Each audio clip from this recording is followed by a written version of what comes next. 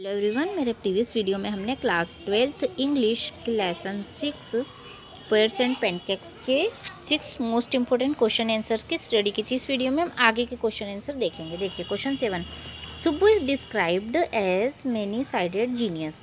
सुब्बू को डिस्क्राइब किया गया है कि उसमें कई क्वालिटीज़ है, कई प्रकार की क्वालिटीज़ है, वो एक जीनियस, एक बुद्धिमान व्यक्ति है।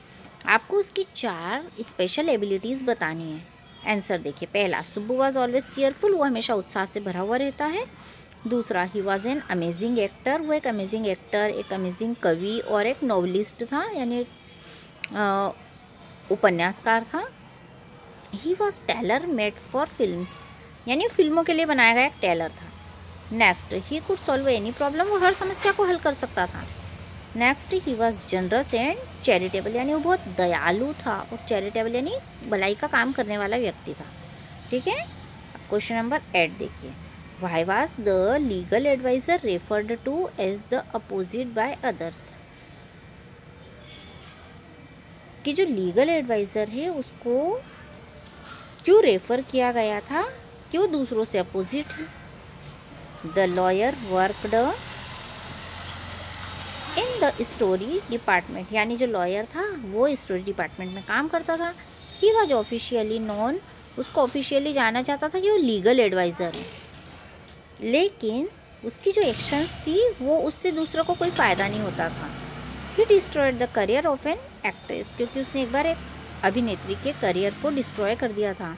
Hence he was refer to as the opposite by others, इसीलिए उसे दूसरों से अपोजिट माना जाता था, है ना। लीगल एडवाइज़र यानी जो सही राय देने वाला व्यक्ति था, लेकिन फिर भी वो गलत राय देता था और इसके कारण एक एक्ट्रेस का करियर उसने बर्बाद कर दिया था। ठीक है। नेक्स्ट क्वेश्चन देखिए, what made the lawyer stand out from the others eight Gemini studios, यानी किसने लॉयर्स को बनाया अलग दूसरों से जेमिनी स्टूडियोज में। देखिए, जो लॉयर था वो दूसरों से अलग था due to his dressing sense, उसका जो ड्रेसिंग सेंस था, कपड़े पहनने का तरीका बहुत अलग था। जबकि दूसरे धोती पहनते थे और लॉन्ग खादी कुर्ता पहनते थे, वो हमेशा पैंट्स पहनता था, टाई पहनता था और कभी कभी एक कोट भी पहनता था। इस प्रकार वो जो लॉयर था, लॉयर यानी वो वकील, दूसरों से अलग था। क्वेश्चन 10 देखिए, did the people at Gemini studios have any particular political affiliations, यानी क्या उस जेमिनी स्टूडियो में जो लोग थे उनका कोई पर्टिकुलर अलग से व्यक्तिगत राजनीतिक क्षेत्र में भी थे क्या वो। Answer, no, the people at Gemini Studio did not have any political affiliation, यानी उनका कोई राजनीतिक क्षेत्र में मीन्स कोई लेना देना नहीं था। They were the followers of Gandhi ji, वो सब गांधी जी को मानने वाले थे। दे वर अगेंस्ट कम्युनिज्म, वो कम्युनिज्म के खिलाफ थे।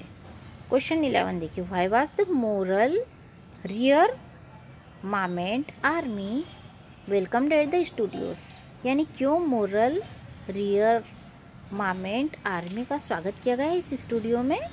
The moral rearmament army was welcomed at the Gemini studios, यानी इस आर्मी का स्वागत किया गया, उस सेना का स्वागत किया गया क्योंकि ऑफ देयर पॉलिटिकल बिलीफ, क्योंकि उनके जो राजनीतिक मत थे उसके कारण उनका स्वागत किया गया। The MRA and the Gemini studios both were against communism, क्योंकि जो MRA है मोरल रियर मामेंट आर्मी और जेमिनी स्टूडियो दोनों ही उस कम्युनिज्म के खिलाफ थे। क्वेश्चन नंबर 12 देखिए, name one example to show that Gemini Studios was influenced by the plays staged by MRA। आप एक उदाहरण बताइए जो शो करता है कि जेमिनी स्टूडियोज जो है वो बहुत प्रभावित था उन प्लेस के द्वारा जो कि MRA के द्वारा किए गए थे। MRA यानी moral rearmament army. Answer, Gemini studios along with the Tamil drama community was impressed by the plays staged by MRA, यानी Gemini studio Tamil drama community के साथ में बहुत इम्प्रेस्ड था, बहुत प्रभावित था उन प्लेस के द्वारा जो स्टेज किए गए MRA के द्वारा। ठीक है। They watched their plays over and over again, वो बार बार उनके प्लेस देखते थे, यानी उनका ड्रामा देखते थे, और जो सनराइज और सनसेट के सीन्स थे जो प्रेजेंट किए गए थे MRA के द्वारा, उनकी कॉपी तमिल प्लेस में की गई थी। ठीक है। तो नेक्स्ट क्वेश्चन देखिए, who was the boss of Gemini Studios, Gemini Studio का बॉस कौन था। Mister Vasan was the boss of Gemini studios, यानी जो मिस्टर वसन थे वो जेमिनी स्टूडियो के बॉस थे।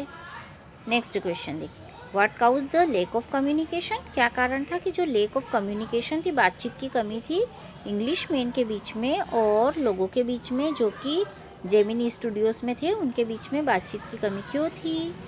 तो बातचीत की कमी क्यों थी? The ascent of Stephen Spender the Englishman, यानी ये जो एसेंट है स्टीफन स्पेंडर एक इंग्लिशमैन था, इसके कारण कम्युनिकेशन की कमी थी उनके बीच में और जेमिनी स्टूडियोज़ के लोगों के बीच में। ठीक है, इसके बाद के क्वेश्चन हम नेक्स्ट वीडियो में स्टडी करेंगे, तो आप मेरे साथ कंटिन्यू पढ़ाई करते रहिए। इस वीडियो को लाइक करिए, शेयर करिए और चैनल को सब्सक्राइब करिए। Thank you for watching this video.